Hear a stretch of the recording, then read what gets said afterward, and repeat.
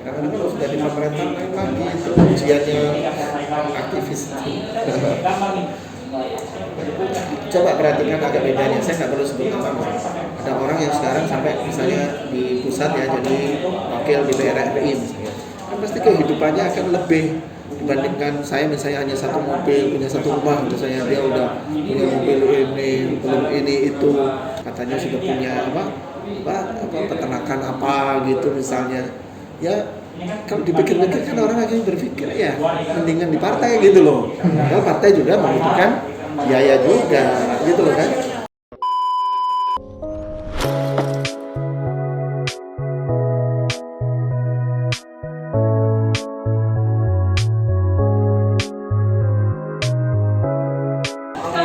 Kebetulan Pak Yusuf Kalla sudah PLI ya.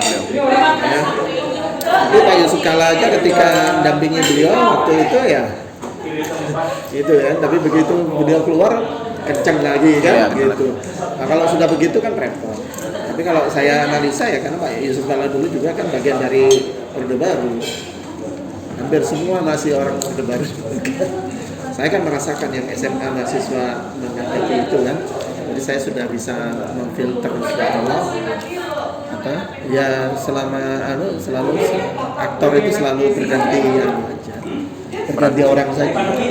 Yang penting bagi saya akhirnya adalah saya punya dua putri, saya tetap saya ajarkan bahwasanya Islam itu ini. Yang penting itu akhirnya. Karena kalau enggak mau kita ikuti yang seperti apa, walaupun tentu karena kita sudah banyak belajar, punya pengetahuan, ada pengalaman. Saya kan disertasi saya tentang teoritisasi pemikiran dan praktek pembuatan kebijakan publik dan akuntabilitas publik Khulafaur Rasyidun. Sengaja saya bikin itu ujian sektor keempat yang di Via Brawijaya yang bicara Islam. Artinya boleh bicara nggak penelitian seperti biasa. Sebelumnya ada namanya Pak Ulil Absar yang jadi dosen, tapi bukan Ulil Absar ya itu yang liberal.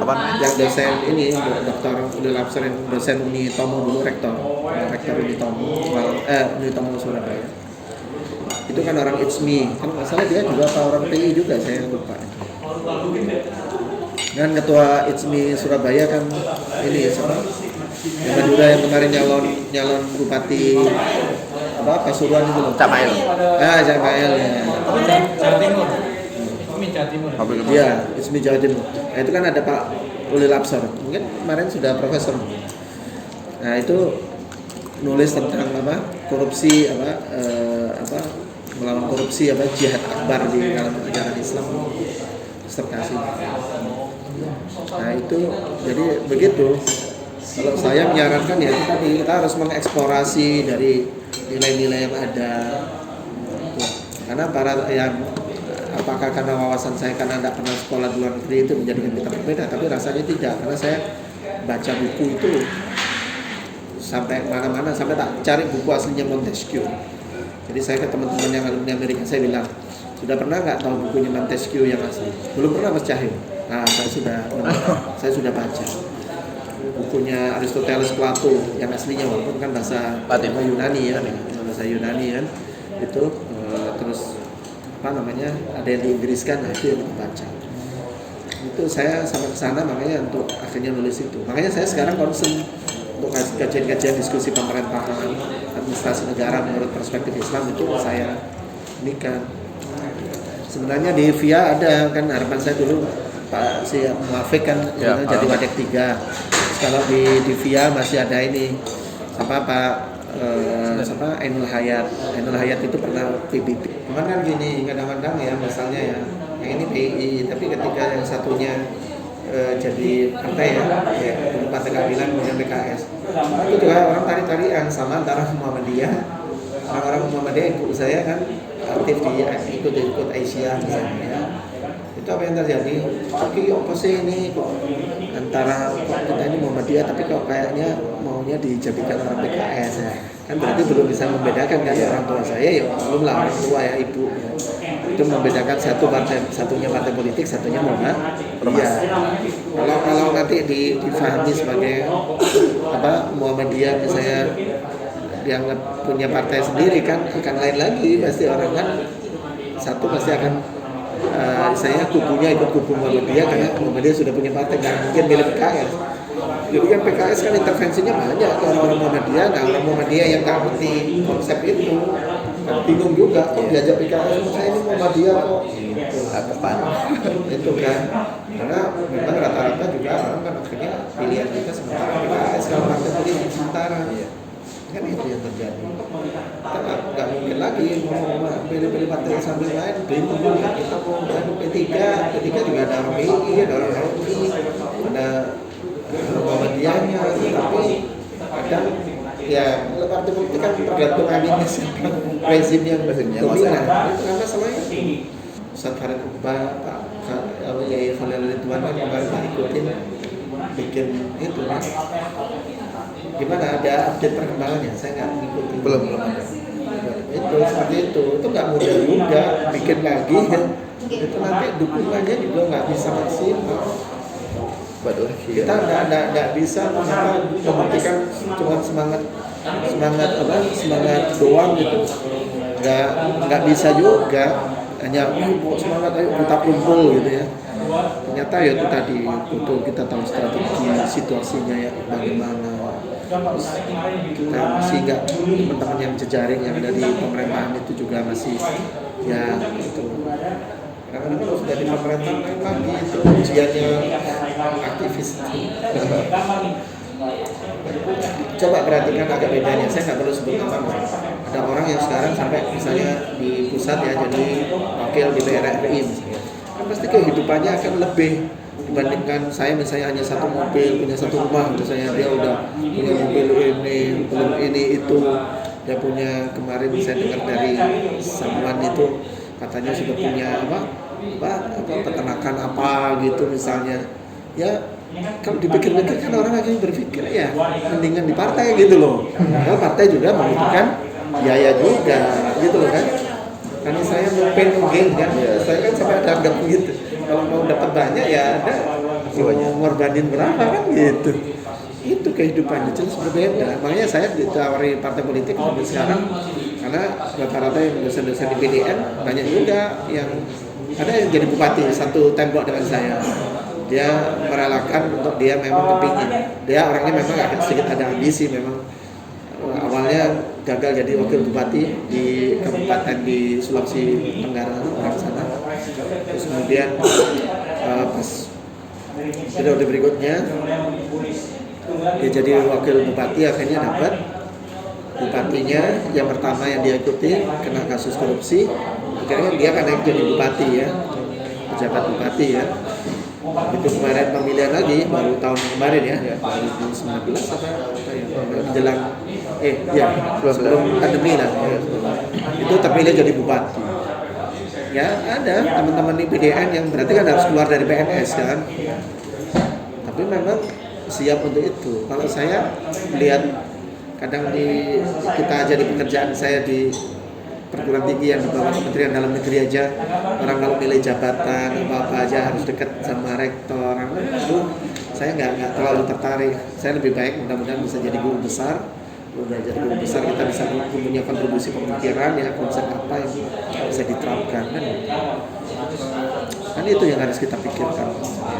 Jadi itu gambarannya itu makanya memang nggak bisa enggak, kita harus tadi satu belajar dari masa lalu, kemudian kita harus melihat ke depan. Ke depan itu trennya. Seperti anak-anak saya nggak terlalu tertarik mau anuin ke organisasi pelajar Islam atau mahasiswa Islam, nggak terlalu tertarik karena apa? Sudah tren ada pengajian mahasiswa ya kan. Jadi ya sementara itu makanya kan saya cerita kayak begini kalau istri saya kan dulu pas jadi istri saya kan adik kelas saya di SMA terus dia kenal PI-nya di SMA. Saya waktu jadi ketua badan dakwah di SMA 1, 3 dan 4 di Malang. Itu saya kan ya itu kan saya juga ketua Forpadi kan. Jadi saya sampai makanya kan logonya apa namanya kalau di BDI Malang itu bukan logonya, surat-surat itu semua saya copy paste caranya bikin suratnya, nomor itu punyanya PII kan. Terus kalau di Forkimnya Via lihat aja logonya kan logonya PII itu. Oh, Wah, iya. jauh itu gambarnya itu. Iya logonya kayak kapal ya. Ini gini, terus logo itu tangga itu lambangnya Forkim itu karena saya yang buat. Karena kita kan di masa itu kan belum terpikir bikin logo itu kayak gimana sih ya. Apa yang kira-kira dicontoh. Mengadopsi dari yang sudah ada. Iya, artinya punyanya PI kan, karena saya masih ketika sampai 88 kan, waktu saya sudah 87 saya selesai pengurusan. Karena tadi baru setahun tuh udah ganti orang lagi, ya itu kan yang saya cerita inginnya kok jangan ketua yang orientasi pengajian gitu. Nah, bagi saya ya justru itulah bekal yang harus dimiliki untuk seorang pejuang muslim, ya harus pemahaman Islamnya harus punya dan harus dia bisa mengkonsep itu. Makanya lebih baik kalau teman-teman ini juga ini loh banyak latihan menulis, kayak belajar sama Mas Akbar Muzakir sama Ainul Rafi, karena manfaatnya memang kita rasakan dengan menulis itu. Memang kita akan langsung berubah tapi secara penetratif ya, orang itu masuk di pikiran, kan banyak perubahan-perubahan perilaku kita, sholat, pengajian, berpikirnya orang ya, sampai ada hijrah squad macam itu juga proses, karena ada knowledge ya, ada pengetahuan yang disampaikan lewat media ya kan, transfer knowledge-nya ada ya kan. Karena tiba-tiba kita nyeramain orang begini, kita ngajak orang duduk gitu, tiba-tiba kita ceramain, zamannya sudah berubah.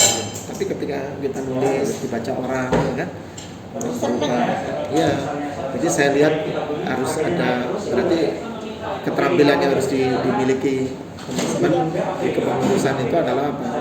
Banyak kita menulis. Saya salut dulu Mas Ainur itu zaman segitu itu sudah banyak tulisan kan, manfaatnya tetap akan dirasakan sampai sekarang. Itu kan kita menjadi tahu karena membaca. Nah tinggal setelah itu kita dorong kegiatan membaca. Saya kebetulan jadi terhitung 1 tahun ini sebelumnya jadi pengurus, karena saya senang di minat baca di komunitas literasi, dipercaya ke Perpustakaan Nasional dengan Munas itu saya jadi ketua GPMB pusat gerakan pemasyarakatan minat baca. Jadi kegiatannya ya kegiatan literasi segala macam. Nah itu akhirnya saya bawakan kepada literasi Al-Quran. Nanti menulis itu kan dasarnya ikut. Nabi kita mengajarkan membaca dan memotivasi untuk menulis. Itu saya bawa. Jadi kan itu kita masukkannya kan harus substansi gagasan ya. Dengan cara itu. Sehingga saya aja sekarang kalau di antara teman-teman ngaji juga saya nggak lagi banyak ceramah kayak dulu, ceramah-ceramah pengajian khutbah enggak. Ini yang saya pakai yaitu tadi ngajak-ngajak orang umum kita belajar. Kalau kita harapan kita kalau banyak yang muslim kan kita bisa arahin kan, kalau kita ada kegiatan ngaji segala macam ya, cara itu yang memungkinkan dengan sebatas pengalaman kita sebagai orang-orang lama. Kalau anak-anak sekarang kan mengandalkan media